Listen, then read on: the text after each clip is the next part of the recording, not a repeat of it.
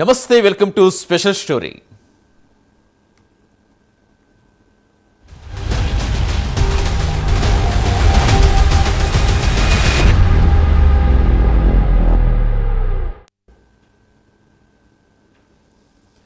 నిన్నటి వరకు కేజీ వెండి ధర ఎంతున్నదనేది ఎవరూ పట్టించుకోలేదు. ఈరోజు మాత్రం ప్రతి ఉదయం మార్కెట్ తెరిచిన వెంటనే వెండి ధర ఎంత పెరిగిందనేదే ప్రధాన చర్చ. ఒకప్పుడు పేదల బంగారంగా పేరుంది వెండికి. ఇప్పుడు సామాన్యుడికి కూడా భారంగా ఎందుకు మారిపోయింది? కొద్ది వారాల వ్యవధిలో లక్షల్లోకి దూసుకెళ్లిన వెండి ధరలు ఒక్క రోజులో 10,000 రూపాయల పెరుగుదల. ఏడాది కాలంలో 300% పైగా జంప్ అయిపోయింది. ఇది సాధారణ మార్కెట్ ప్రవర్తనేనా, లేక ఆర్థిక అలజడి సంకేతమా? పెట్టుబడుల ఆటలో వెండి కీలక పాత్రగా ఎలా మారింది? గ్రీన్ ఎనర్జీ, ఎలక్ట్రిక్ వాహనాలు, ఏఐ టెక్నాలజీ నిజంగా వెండి ధరలు పెరిగేలా చేస్తున్న సెక్టార్స్ ఇవేనా, లేక మార్కెట్లో ఇది మరో ఆట? అసలు వెండి ఎందుకు ఇలా పరుగులు తీస్తోంది? ఈ దూకుడు ఎంతవరకు సహజం? పెరుగుతున్న ధరలు చూసి పెట్టుబడులు పెట్టచ్చా అనే ప్రశ్నలు అందరిలోనే ఉన్నాయి.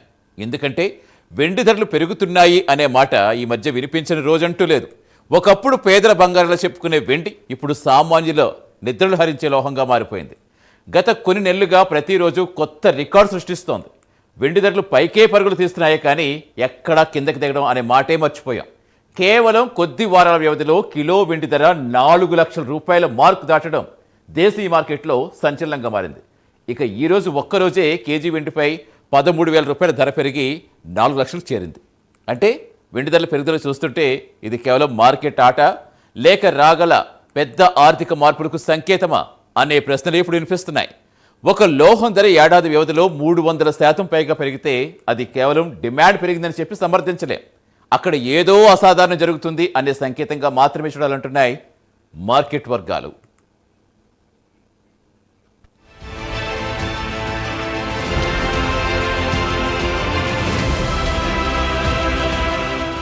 ఇటీవలి రోజుల్లో వెండి ధరలు చరిత్రలో ఎన్నడూ లేనంతగా వేగంగా పెరిగాయి. ఒక్క రోజులో కిలో వెండిపై 10,000 రూపాయలకు పైగా పెరుగుదల నమోదు కావడం మార్కెట్నే ఆశ్చర్యానికి గురిచేస్తోంది.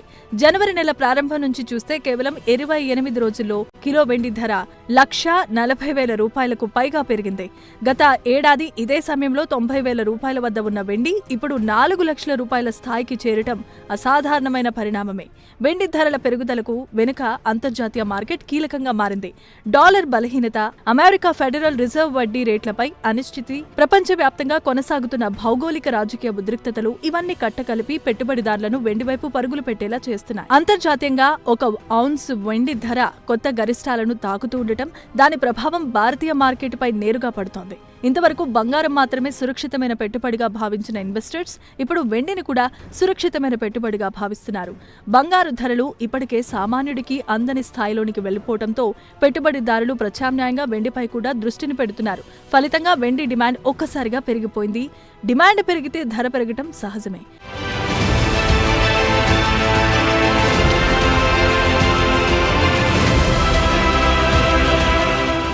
వెండి ధరల పెరుగుదల వెనుక ఆభరణాల వినియోగం కంటే కూడా పారిశ్రామిక వినియోగమే ప్రధాన కారణం.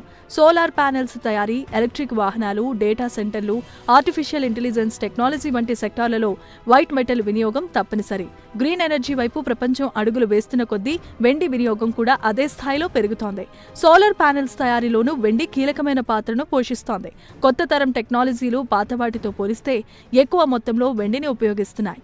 రాబోయే సంవత్సరాలలో సోలార్ ఎనర్జీ వినియోగం మరింత పెరిగే అవకాశం ఉండటంతో వెండి డిమాండ్ కూడా నిరంతరం పెరుగుతుంది అనే అంచనాలు ఉన్నాయి.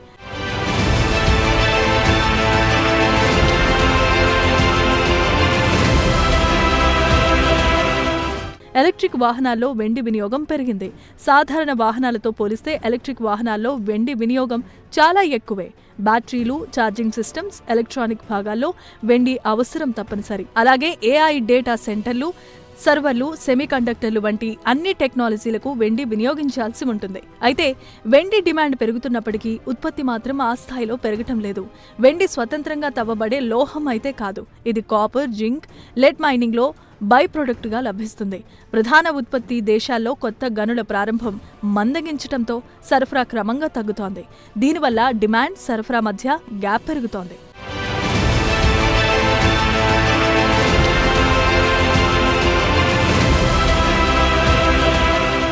వెండికి ప్రపంచంలోనే అతిపెద్ద వినియోగదారులో భారత్ కూడా ఒకటి. దేశీయ అవసరాలకు సరిపడా వెండి ఉత్పత్తి లేకపోవడంతో దిగుమతులపై ఆధారపడాల్సి వస్తోంది. దిగుమతులు పెరిగితే విదేశీ వాణిజ్య లోటు పెరుగుతుంది, రూపాయిపై ఒత్తిడి పెరుగుతుంది. ఈ పరిస్థితిని నియంత్రించేందుకు కేంద్రం వెండిపై దిగుమతి సుంకాన్ని పెంచే ఆలోచనలో ఉందన్న వార్తలు మార్కెట్ను మరింత వేడెక్కించాయి. బడ్జెట్లో వెండిపై దిగుమతి సుంకం పెరిగితే ధరలు మరింతగా పెరుగుతాయన్న అంచనాలు వినిపిస్తున్నాయి. ఈ భయంతోనే చాలా మంది ముందుగానే వెండి కొనుగోళ్లకు పరుగులు పెడుతున్నారు. ఇది తాత్కాలికంగా డిమాండ్ను మరింతగా పెంచి ధరలను పైకి నెట్టేస్తోంది. మరోవైపు ఒకప్పుడు 10,000 రూపాయలతో 100 గ్రాముల వెండి పట్టి కొనుగోలు చేసే సామర్థ్యం ఉండేది. ఇప్పుడు అదే 100 గ్రాముల వెండి కోసం 40,000 రూపాయలు ఖర్చు చేయాల్సిన పరిస్థితి. పెళ్లిళ్లు, పూజలు, గిఫ్ట్లకు ఉపయోగించే వెండి పాత్రలు ఇప్పుడు మధ్యతరగతి కుటుంబాలకు భారంగా మారిపోయాయి.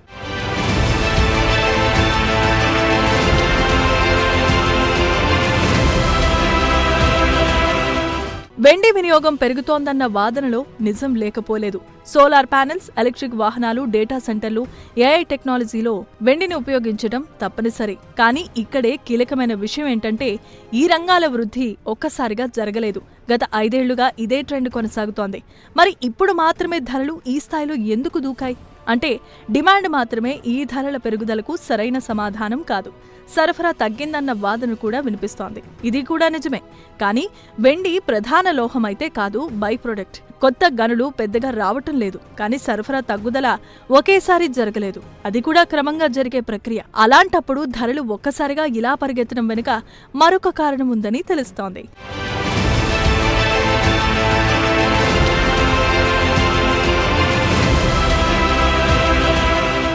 వెండి ధరలను పైకి లాగుతున్నది ఫిజికల్ డిమాండ్ కాదు, అది ఫ్యూచర్ మార్కెట్ ETF పెట్టుబడులు, స్పెక్యులేటివ్ ట్రేడింగ్. ఇటీవలి కాలంలో వెండిని పెట్టుబడి సాధనంగా చూసే వారి సంఖ్య గణనీయంగా పెరిగింది. వెండి ETFలు, ఫ్యూచర్స్ ట్రేడింగ్ ద్వారా పెట్టుబడులు పెరిగాయి. కొంతమంది అప్పులు చేసి మరీ వెండిలో పెట్టుబడులు పెడుతున్నారు. ఈ స్పెక్యులేటివ్ డిమాండ్ కూడా ధరల దూకుడుకు కారణమవుతోంది. తక్కువ పెట్టుబడితో పెద్ద పరిణామంలో వెండిపై బెట్టింగ్ చేయగలిగే అవకాశాలు మార్కెట్ను అతిగా ఊగిసలాడేలా చేస్తున్నాయి. చిన్న జియోపాలిటికల్ వార్త, చిన్న డాలర్ కదలిక కూడా ధరలను వేల రూపాయల మేర కదిలిస్తోంది. అయితే డాలర్ బలహీనపడితే లోహాల ధరలు పెరుగుతాయన్నది ఆర్థిక సూత్రం. దీంతో వెండి ధరలు ఆకాశాన్ని అంటుతున్నాయి. అయితే నిపుణులు ఒకటే హెచ్చరిస్తున్నారు: వెండి ధరలు ఎంత వేగంగా పెరుగుతాయో అంతే వేగంగా పడిపోయే ప్రమాదం కూడా ఉంటుంది. గతంలో వెండి ధరలో 40 నుండి 50% వరకు కరెక్షన్లు వచ్చిన సందర్భాలు కూడా లేకపోలేదు. అందువల్లే మొత్తం పెట్టుబడిలో ఒక చిన్న శాతం మాత్రమే వెండికి కేటాయించాలి అనేది ఆర్థిక నిపుణుల సూచన.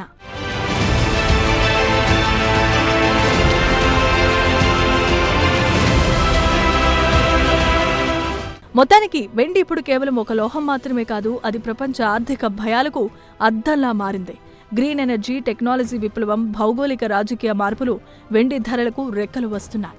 అయితే ధరలు ఇంకా పెరుగుతాయా లేక సడన్ గా పడిపోతాయా అనే ప్రశ్నకు ఇప్పుడే సమాధానం చెప్పడం కష్టమే. కానీ వెండి మార్కెట్ను ఇక నిర్లక్ష్యం చేయలేమని మాత్రం స్పష్టమవుతోంది.